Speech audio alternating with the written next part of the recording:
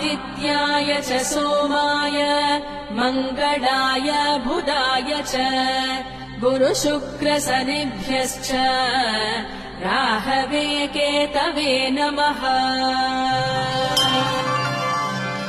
आदित्याय च सोमाय मङ्गलाय बुधाय च गुरुशुक्रशनिभ्यश्च राहवे केतवे नमः।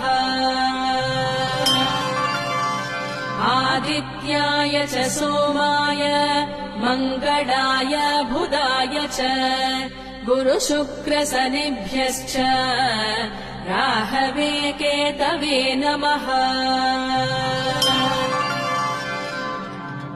आदित्याय च सोमाय मङ्गलाय बुधाय च